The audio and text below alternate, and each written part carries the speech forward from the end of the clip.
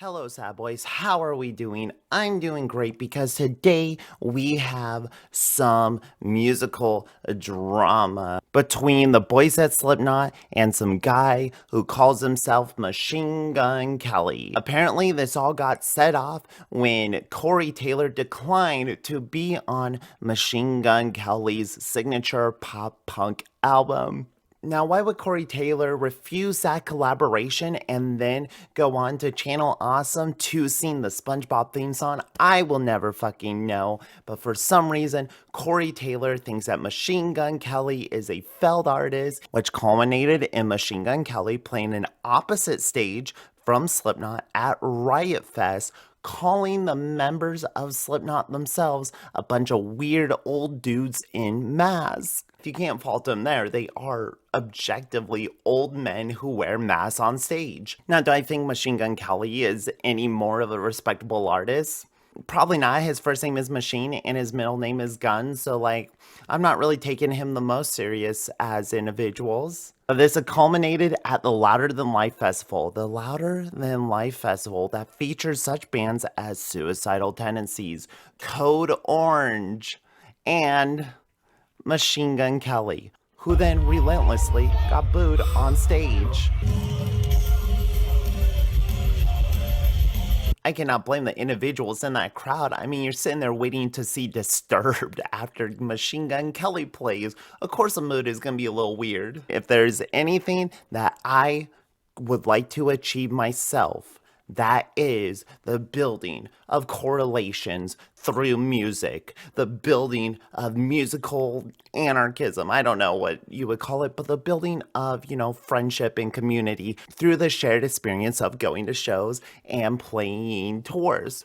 So I, GreysonTodd, am taking it upon myself to stitch this divide, to bridge that gap, to bring these two controversial, headstrong artists to a whole, to a understanding the only way I know how, and that is going song by song of two albums and making one ultimate playlist. Who will be victorious and have the more songs on our playlist?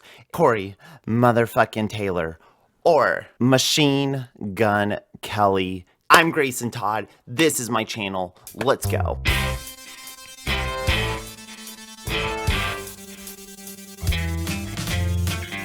Before we start, I just want to make it perfectly clear. Yes, I am a little more sympathetic to Corey Taylor because of my connection to Slipknot, but I can also admit when he creates something that just doesn't speak to me at all. But starting off our playlist is the man himself, Corey Taylor, with Highway Sits Sits Sits. Take it away, Corey.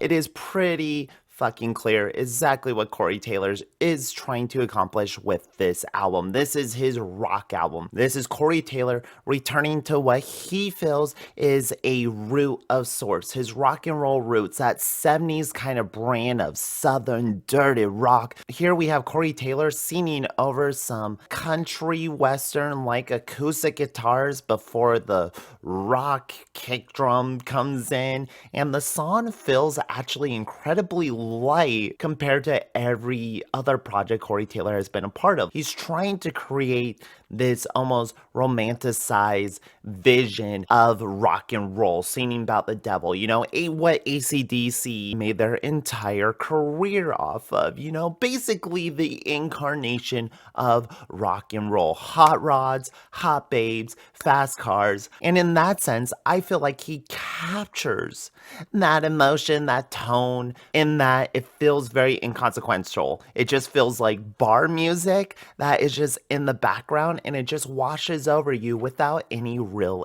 impact. There's so much personal anger, struggles, just mental anguish that is put into almost every single Slipknot song that they all make a case for why this song had to exist, why the Blister Exists is so satisfying and hits you so hard, even though 2 minutes of that song is just a snare drum solo. Here, it just feels watered down. I think the sound is a lot more approachable, and maybe there's potential for crossover with it. If you're a Slipknot fan, I don't know what you want from this. And if you're a Corey Taylor fan, then I guess you're gonna like this regardless. Interesting first song to start off with. It's on point, it's on theme, but ultimately doesn't really leave an impact. Let's see what the title track does for us.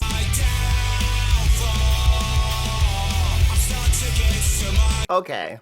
If Corey Taylor is doing an ode to rock and roll, then Machine Gun Kelly is adopting pop punk aesthetics. I know he used to be in kind of the trap, rap, hip hop sphere, but this is a completely different turn for him. So in that sense, I feel like I have a much stronger connection to pop punk. What I'm looking at when I'm looking at Machine Gun Kelly is how accurately does he represent the theme and the feeling that comes from that DIY punk genre. So first off, with this song, posing no judgment on Machine Gun Kelly himself, but the music he produced, this feels like a parody. This feels like, what was it, Skater Punk, the Sunrise Skater Kids. Yeah, Jared. I mean, look at this. He's alone with a pink guitar in some fucking Californian swimming pool. He has a little anarchy sign in his title, a leather jacket over here.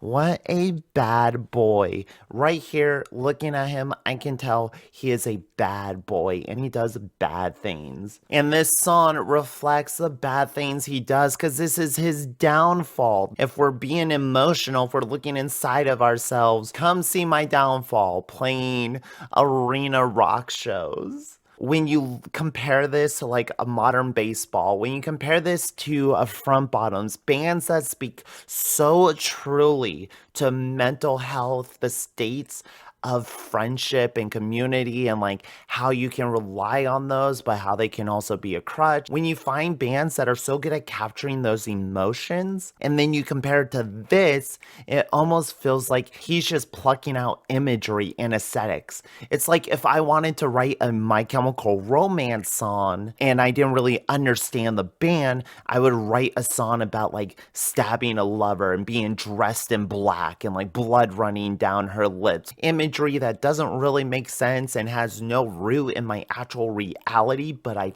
feel like they are essential to the song and the style that I'm trying to incorporate. My preacher led me off of the precipice, so he has a problem with religion. I mean, who doesn't? Right? Preachers, you don't know what's good for me. If I was a painter, I'd be a depressionist. Doing a twist on words from an impressionist, you know, an actual form of art. He's being a little cheeky, a little funny here. He's like, oh, if I was a painter, all my paintings would be really sad. I need time to decompress from this ketamine, this cocaine, this medicine for my growing pain, this weed I've been smoking. I'm dying inside. My suggestion, just go to rehab, get that shit out of your system, clean up, maybe you'll be able to write a better song. A lot of like meds, I don't know a lot where it's not really glorifying drugs, but it's like you're not really depressed. It doesn't feel severe unless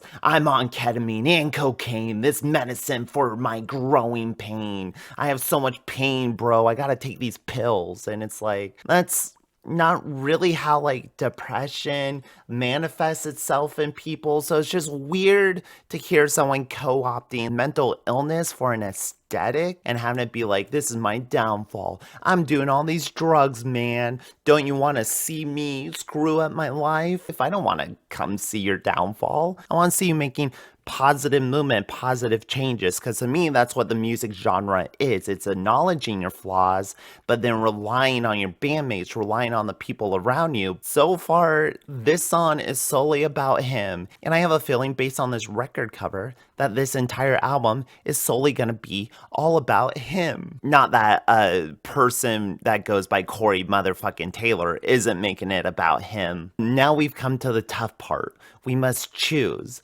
one song to start off our playlist. I'm not crazy about the delay they threw on his voice, but I do think this is the stronger opening track. And with that, we have our first song on the playlist, but don't get too up in arms. There's more.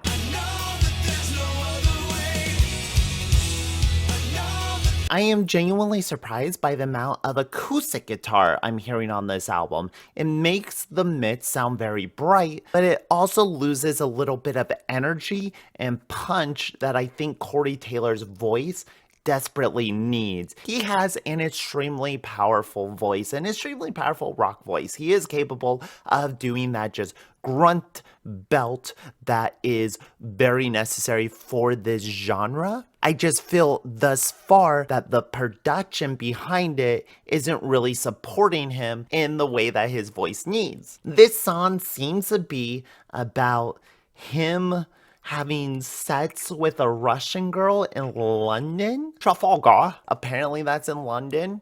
Cool. And that is reinforced down here when he says London eyes. Give me Russian looks. Those London eyes give me Russian look. What kind of eyes do We all need a little red on our horizon, baby. Oh, oh, oh, oh. Red on my horizon. He's saying we all need to Russian girls? This song is a little more traditional than the first one. It has verse, chorus, a little more rock and roll, radio friendly. The guitar solo in it is proficient, and I like the sounds and the parts in the song, but once again, it just feels kind of light. Like there's supposed to be background music. Rock and roll is supposed to punch you in your goddamn face. It's not supposed to feel like fucking retirement music, but...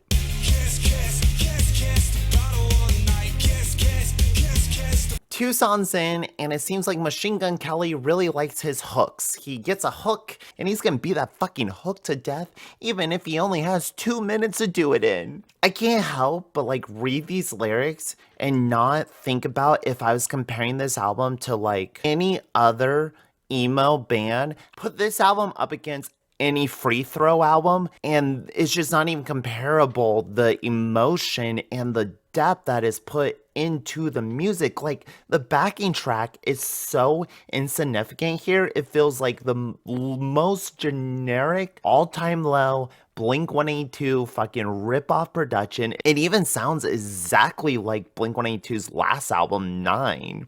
Which is not a compliment in any sense, but hey you, same time, same place, we can get shit-faced, yeah, like that, like what the This feels like he's mimicking the pop-punk music scene through the mainstream rock music scene. Like the lyrical qualities are singing about like drinking, partying, getting fucked up, forget your problems, let's just kiss that bottle all night. Perfectly fine themes you can listen to from Bottle to Bottle from Narwhals, but this just sounds like he's singing it because he has to. That's what we do. The Bouncing Souls, they have tons of drinking songs. So me, Machine Gun Kelly, gonna write a drinking song. If you're in a depressive state, you're not at the bar getting shit-faced with your friends, where this Black Eyes Blue is a silly concept for a song, but I feel like there's a little more thought. There's just this much more thought put into the production of it.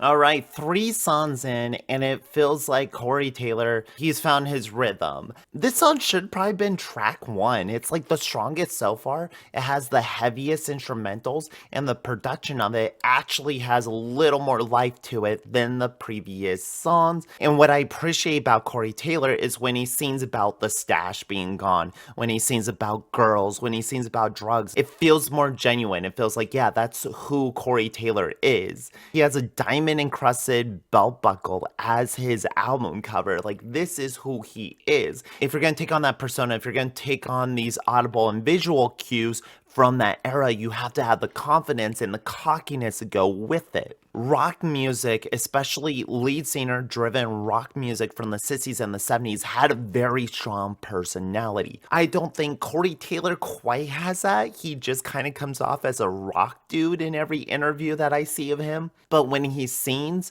I feel like it is coming from a genuine place, and he is trying to give you a good time. Samantha's Gone is the first song on this album that I would say succeeds at that promise, at that want of a fun rock and roll time. If this song came up, I might throw down on the dance floor. I might get my favorite hat and I tip it to my lady and we go to town. Other than that, there's another guitar solo in it, a rock song that was made for the radio, and I hope it did well.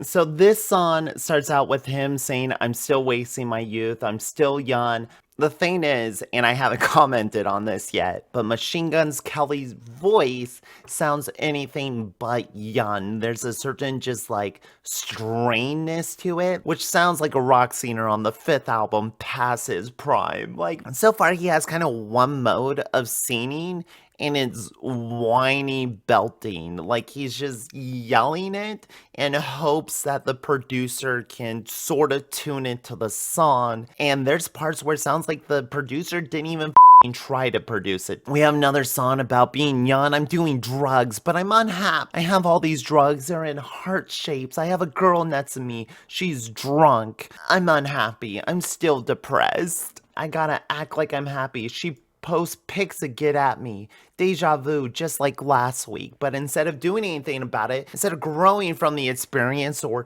commenting on how we could change it and better ourselves, I'm just gonna keep doing it, baby. Still wasting my youth. I'm doing drugs. I bet you're jealous. Maybe it's just me, but I can't relate to this. I understand being youthful, trying to hold on to your youth, trying to convince like, hey, I may be older, but I'm not growing up. I may be maturing, but I'm not losing that youthful spirit. But it seems a little too naive. It seems a little too immature. Even just thinking in terms of like summers. Mr. Kelly, are you in school, buddy? I'm a Hollywood whore. I don't ask for names. I think he should get that tattooed on his chest. I'm a Hollywood whore. I don't ask for names. Which is probably why he's going by a pseudonym, so people don't know it's him. I didn't want to do this video with the intentions of just blowing Machine Gun Kelly out of the water. I am not playing favorites. I am not taking advantage of one or the other. I'm literally just taking the songs in as they come to me. And I'm sorry, but number 3, Drunk Face, is not turning me around on the Machine Kelly hype train, where Samantha's Gone has been the best Corey Taylor song thus far. I know it's a shutout. Come on, Kelly. I know you can do something.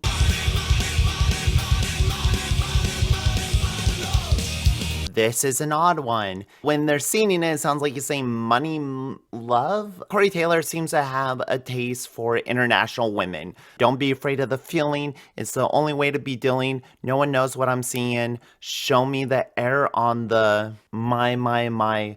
Now, I'm confused by Lux. I don't know how he's using that because that's like a term for illumination. The celebration is in too detrimental for blasting. Keep turning the music up louder. I want to get to know a little more about her. Money, money, money, money, money, money, money, low. Hey. I also think it's weird when married dudes just sing about like hooking up. It's just weird. It's like, I don't know what you're trying to say unless this is about your wife. I know it's a shame to conceal it. Well, he has to conceal the love. Okay, I'd be a little more suspicious at that point. Cool, rock and roll, Corey, rock and roll. Okay, hold on. I'm 6 seconds into this song, and I swear it sounds exactly like the last one I just heard. I'll let it play, but what the fuck?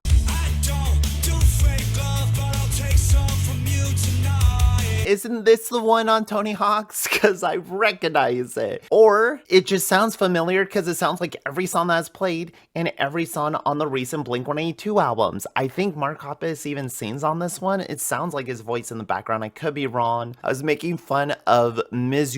Kelly's voice and how it doesn't really fit this sad aesthetic. Band like Newfound Glory, they can use their whiny vocalists. They can use their very specific sounds to its benefit. But it sounds here like Machine Gun Kelly has no interest or wants or desire to even exercise his voice, to even attempt to sing. It sounds like we're just we're just spittling over the microphone, hoping to get the lyrics out. Unemotional feels very uninvested on the part of the artist, and it can also leave the audience feeling a little distance. You seem a little too cool for the music you're playing.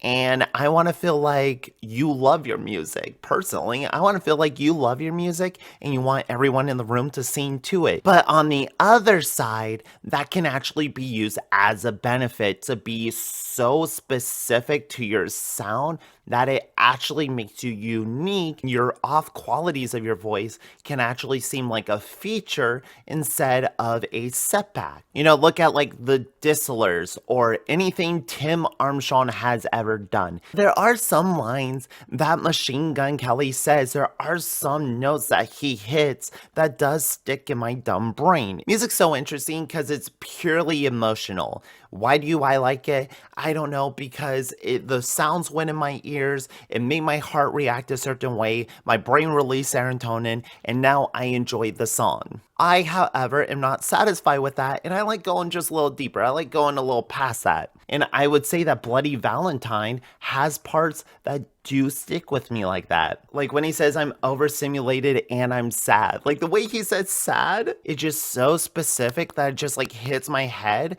and I think about it after I've stopped listening to the album. Just because it was good enough for Tony Hawk to put in his game, I guess I can give Machine Gun Kelly one song.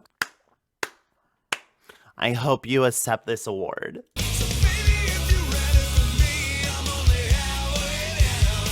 Alright, this is the kind of rock I can get into. Give me a groove. And a vocalist that doesn't detract from that. And Corey Taylor is doing a lot of things that I appreciate in the vocals. I like that kind of how he kind of draws into the song itself. And I'm also really glad that he stopped putting so many effects on his vocals. That was kind of taking away from the intimacy that I just like in music in general. I think the groove and the movement of it makes it a little more fun than some of the other entries. I'm getting a little tired of every song having to stop for the guitar solo. Some songs, the groove, the guitar work in the verse and the chorus is good enough that you don't need to add on that extra guitar layer because it stops being special. So my limit has been reached, but that doesn't mean that the song didn't make me want to groove a little.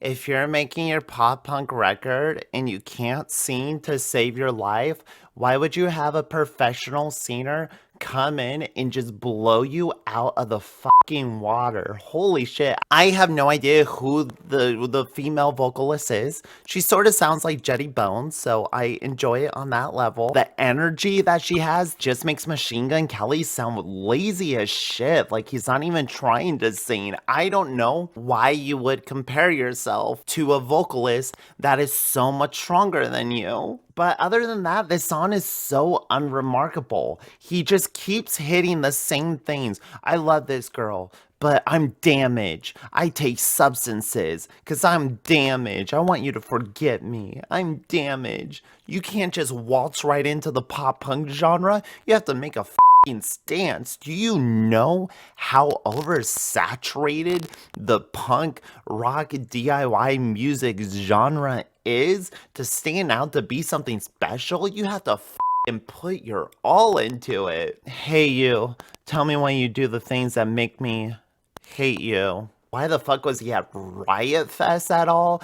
Does he draw in that big of a crowd? Who enjoys this music other than kids who don't know that he isn't really saying anything true beyond the basic aesthetics of being sad? But the female vocalist was so goddamn good and so refreshing. I don't think there's gonna be any other single moments on this album that surprised me and make me perk up as much as that little feature. I liked Halfway Sound. This is definitely a good pick on this album, but I'm trying to be a little fair here. Really hard when both albums are very underwhelming.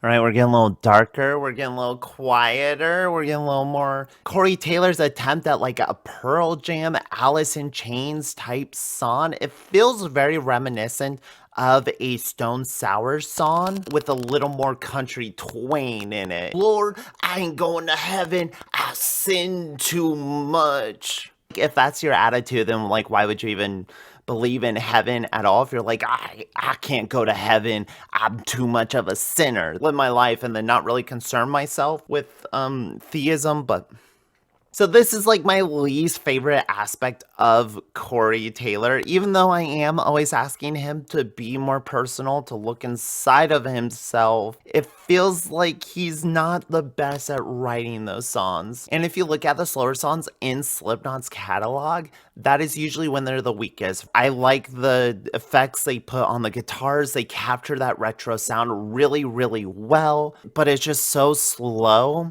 And I don't really like the key changes in it. There's just another guitar solo just kind of shit out in the same fucking spot it is in every song. At the 3-minute mark, we do that guitar solo.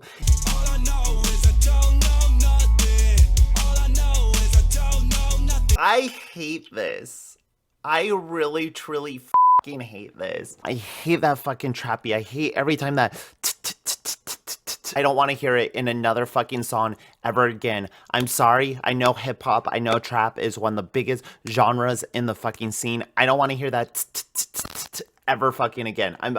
This song is so offensive on multiple levels, mostly because from now on, when I quote one of the greatest fucking songs ever written, Knowledge by The Who, covered by Operation Ivy, covered once again by Green Day, a fucking classic song. All I know is that I don't know nothing. Now, when I seen that song, people are thinking I'm fucking referring to this fucking Machine Gun Kelly is smearing decades of work within the punk scene and just accepting it as his aesthetic, stealing it for himself, appropriating it. What is he gonna do next? A Latin album? No license. I'm still riding. Illegal. Don't do that. Crashed into a tree and kept driving. Really fucked up. That's called a hit and run. You can't crash into any property and just keep going. So kids, don't listen to this song. My label hates that I'm like this, even though this entire album has felt like a very calculated ploy by the entire label to capture a market that isn't really being filled on the mainstream radio stations. This line right here is what I have the most issues with. Something that I think is horribly detrimental to the scene and creation of music itself. I have to be tortured, else how can I write deep stuff? I say if you have to go through actual trauma to be able to write, to understand, to empathize with other people's trauma, then you have not taken it upon yourself to try and learn other people's experiences. I don't have to go through something horrible to understand that something is horrible. And I think this is an extremely dangerous mindset to put out for his very clearly teenage audience, because what adult is going to listen to this? His teenage audience who's going to hear this and go, I want to tell my parents I'm depressed. I want to tell my parents that I'm having these thoughts that I don't really like, but I'm scared that if I get put on medicine, if I get some sort of psychological treatment, then I will stop ceasing to be me as a person and I won't be able to create to the point that I feel I should be creating to. This is something that I personally have struggled with myself. I need to be sad or else my music will not feel sad itself. But I think having that perspective coming out of it, being able to talk about these emotions with a clear head, with hope, with steps to push past it, fucking solutions means so much more. All these girls I'm fucking, I don't want any of them, but I know I'll end up with one of them just so I can keep writing songs about these girls that are bad for me. Why do you feel like you have to sing about relationships? Why do you feel like in order to copy this genre, in order to share the aesthetics of this genre, you have to have relationships and bad relationships to sing about. And then the second verse with Trippy Red felt like Machine Gun Kelly, just with more like reverb and shit on his voice. So it didn't really do much for me. Where Silverfish may have not been the more enjoyable song, but it is relatively harmless. Great f***ing picks here.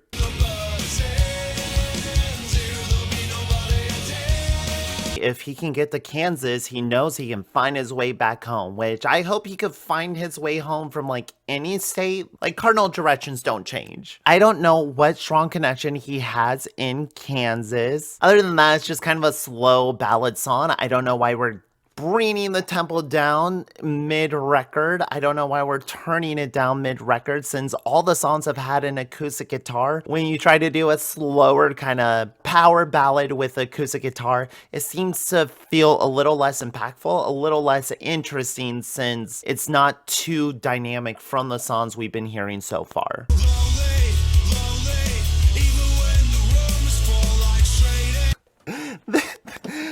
What the fuck? This gets stranger and more desperate with every song. I got in trouble the first time my dad saw me dance with the devil. I'm assuming him doing drugs. He's doing something in the basement. How are we so opposite? I lived with your sister, my first home since my mom had left. He went to live with his aunt because he was doing something in the basement. Oh no, he wrote the first song. So you use him here. So I'm guessing it's not in the sister's basement, but him is also not the dad. I'm assuming him is the devil? I wrote my first song with him in the basement. Like, I wrote my first song while high or drunk in the basement. And then he said goodbye way too soon, and this don't feel right without you. Why would the devil give a shit? I'm lonely, even when the room is full. I trade it all for you. That doesn't rhyme at all. And then you rhyme full with full, then you and you.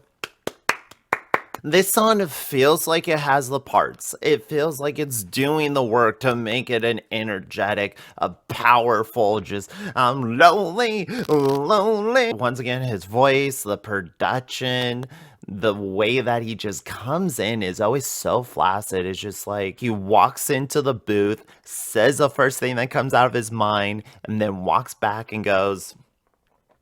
And then we end the song with a voiceover talking about how an umbilical cord was wrapped around the neck of a baby during childbirth.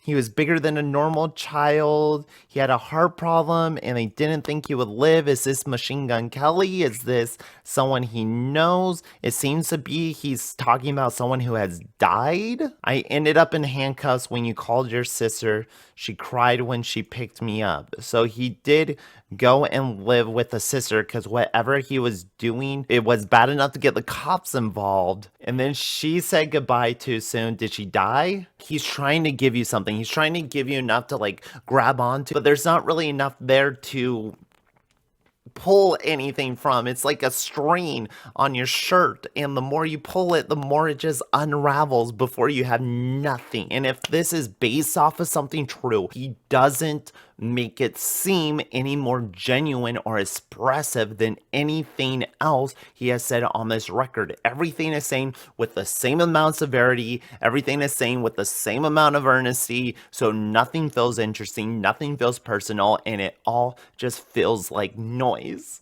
But do I want Kansas? Do I want another shitty slow song on the playlist? This is hard. This is just a hard round. I don't know what I'm doing with this video. I don't know what I'm doing with this playlist. I'm just choosing the songs. They're appearing here. And then I guess I'll just sort it out in the end.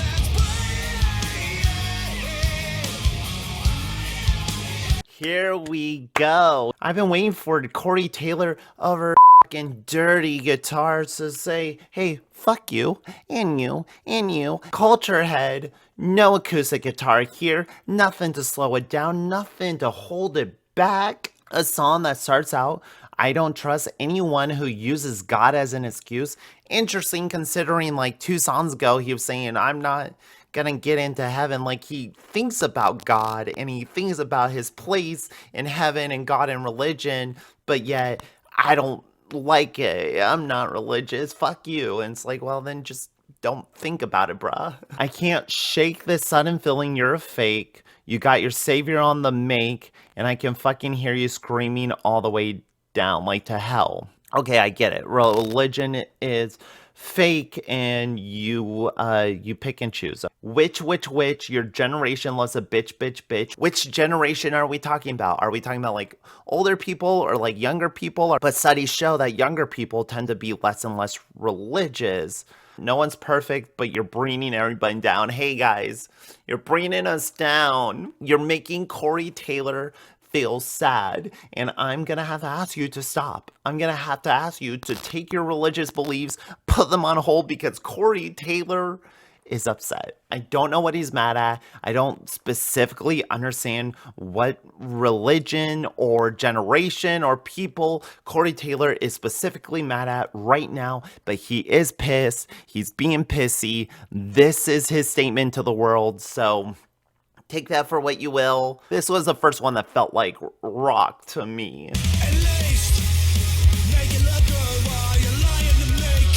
So while I appreciate him reducing this song down to a minute in length, 60 seconds of pain as opposed to the usual 2.5 minutes, a really rough song is just so messy. It sounds like a scratch track or a demo track. His voice is just fumbling over it. And once again, it's just so goddamn pedantic.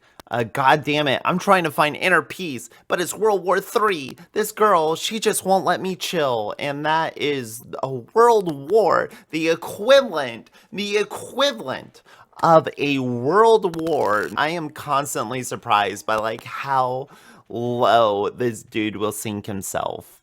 Culture has just a more fun song.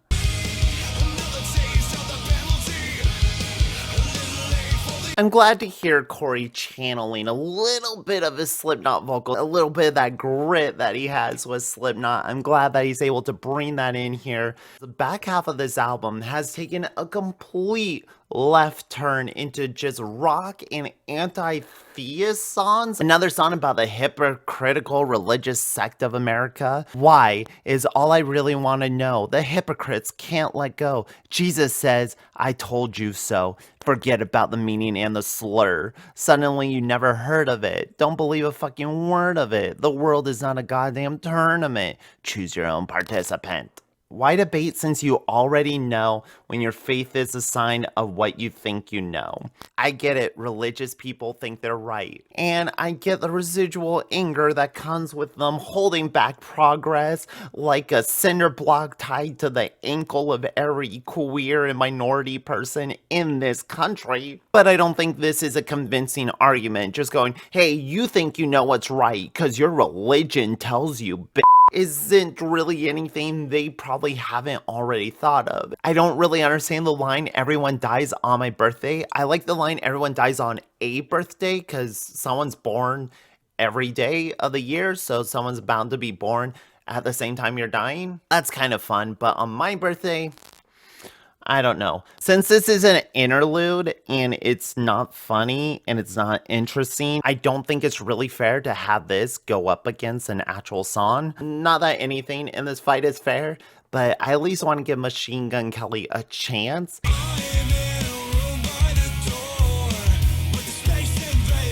I don't know what I can comment at this point. It's trash. After like 10 songs, we can fully admit that there's nothing here. There's no ideas. There's nothing to explore. This is all just like taken from other bands. Vague alien imagery like Tom DeLonge calling out an SOS. Alkaline Trio has several songs like that. My life is a roller coaster, favorite ride, let me kiss you one last time. I heard you never graduated from high school, the food sucked and the kids were awful.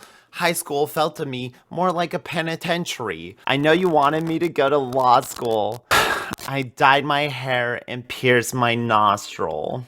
I think I'm really charitable when I do these videos. I think I try to give every band a chance on what they give me, and I try to listen to each album like it's my first experience with music ever. And it's so frustrating that this gets backing, that this project gets the funding, the marketing, and the backing enough so that he's playing it at fucking metal music festivals along with genre defining staples. I'm into deep. I feel too much. I'm insecure. I'm insecure. I have a lot of feelings, guys. I don't know if you know this about me. I want to give him the benefit of the doubt, but there's just absolutely nothing even remarking enjoyment in his music, where at least Corey Taylor is having a little bit of fun. And sometimes that's all I require.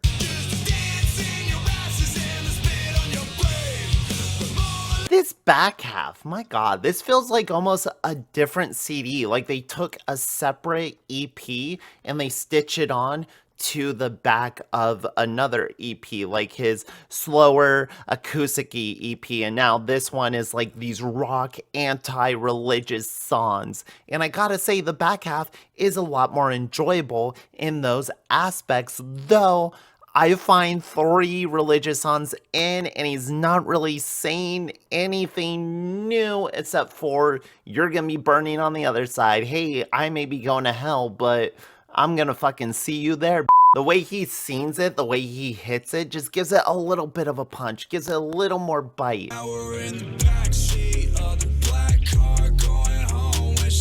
I'm alone and I'm feeling sad. I tell you you're happy, but that would make me mad. I never knew you hated your dad. Now look at where we're both at. It's so fucking easy to write this shit. Anyway, I kind of like this one. This is how I feel he should have been utilizing his voice, not trying to emulate pop punk, but using some pop punk elements into his laid back rap hip hop styles and forming kind of a hybrid genre. He hasn't really gone too far into one or too far into the other, making all the songs feel very watered down, whereas this one feels like it actually utilizes more of the trap beat, more of that hip-hop electronic stylized beat is more impactful here with how the song is structured. His voice performance doesn't help the song, it doesn't elevate it, and it sounds like 20 other songs I've heard so far, but I feel like it's appropriate on this track, and the laid-back nature of the song itself doesn't make it so egregiously obvious when his voice can't go past.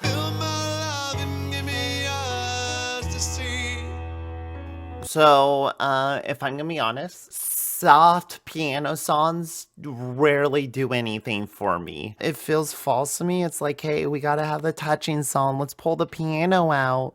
Now, that's not to discredit if the song does mean a lot to you, because I can see this feeling of wanting to run away to show things I want to do. I want to run away as quickly as I can from my home.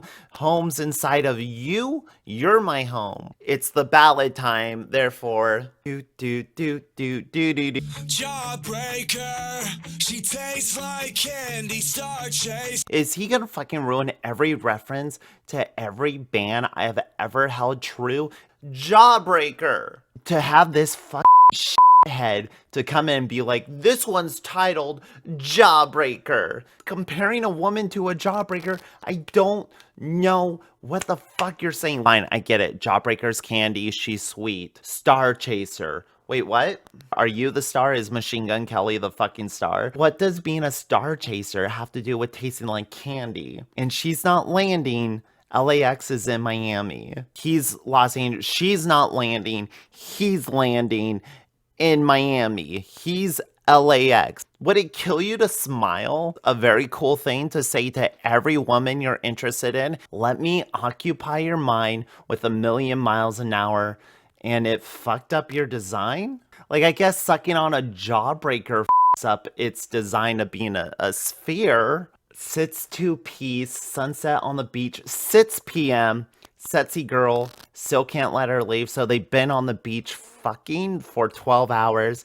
Now it's 6 a.m. again, back again for the same thing. Okay, so they're back at the beach. I don't know why there's real estate allotted to a stanza where the point of it is to say, yeah, we just fucked on the beach all day.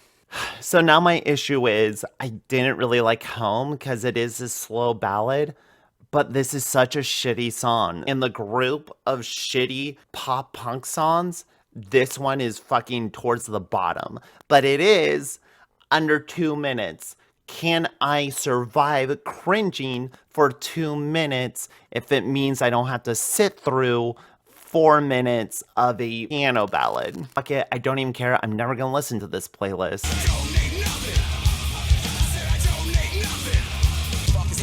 This is what I came here for. This is why I'm alive. It's the goddamn album cover. The CD is called CMFT, Corey motherfucking Taylor. And yet it takes until the second to last song for them to ever be true on the concept. This is what I wanted from the CD. A cocky Corey Taylor using his unique ability to rap, scream, yell over cocky verses about being himself and making rock music. But that hasn't been what this album is. That wasn't the promise of this entire cover. This song feels like a declaration. I am Corey motherfucking Taylor, and this album is gonna blow your fucking face off.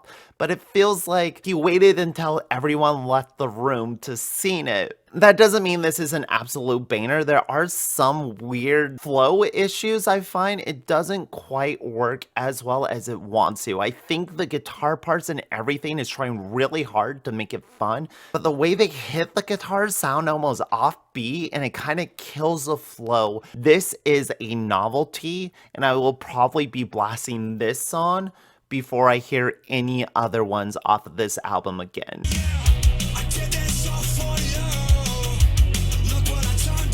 666, another song about smoking, doing drugs and pills because a girl looks at you and she knows you're dead inside, bruh. She can fucking see through you. She knows your game. She knows your act. I don't even have to pretend to dissect that song because Corey motherfucking Taylor is going on the playlist. Absolutely. What the fuck am I even doing here? If Corey motherfucking Taylor Must Be Stopped is not featured on the playlist and should probably be the only song taken from either of these albums, and with that, we have come to our final mashup, the final opportunity for Corey Taylor or Mr. Gun Kelly to make it onto the playlist. This actually sounds more pop punk than anything that Machine Gun Kelly has done so far. It reminds me of just like classic, like Turbo Negro. That's just fast, in your face, everyone singing at the same time. You can't really discern any of it, but it's a fun song live, probably a good closer. Feels like a joke song. And that's okay, because all of this feels like one big fucking joke. I'm writing you this message just so I can say that I love you. And Mr. Kelly chooses to end his record off with a lullaby. It put me to sleep. I hope you get to go to all the places I showed you when I was on the road and I couldn't be home to hold you. True stuff. I feel emotional. I miss you so goddamn much. Let's end this bitch. Motherfucking Taylor, you're the last on the list. Here we go. Here's our final playlist. Do you agree? Do you disagree? What can we say? What can we say? So this matchup started out as sort of a meme. I thought it was a joke because they are beefing, they are feuding. So it's like, let's take both artists in on what they put out themselves. These are their songs with no other creative input besides the fucking producer. And what I have found is that Corey Taylor didn't really fulfill the promise that I thought he would of being Corey motherfucking Taylor. I thought he was gonna take on this persona and push it to a new level, this kind of rock guy asshole, and maybe make it satirical, a little ironic, you know, what they do with fucking Slipknot did end up winning me over by the second half when we did get into more of those hard rock heavier songs. Now Machine Gun Kelly and his complete plagiarism of every pop punk band to ever exist did find some moments that maybe not connected to me, but weren't the worst things in the world. I would say that these 5 Machine Gun Kelly songs are probably the only ones worth listening to. Culture Head was good. Everyone Dies on My Birthday. Samantha's Gone was another good pick. These are 2 completely opposite people making music reminiscent of music that they grew up with, that they enjoyed, and it seems that Corey Taylor not only can replicate the sounds of the genre, but he can also infuse his own personality within it. And I think in that instance, it's safe to say that Corey Taylor isn't just the better performer, but he's also the more creative force. And with that, this is my playlist. Do you agree? Do you disagree? I know these 2 artists should probably never be compared to one another. What 2 albums would you like to see go against each other? Do you agree? Do you disagree? Listen to some good shit. I'm GreysonTodd. Catch you on the flip side. Toodles. Great. What a fun round. What a fun matchup.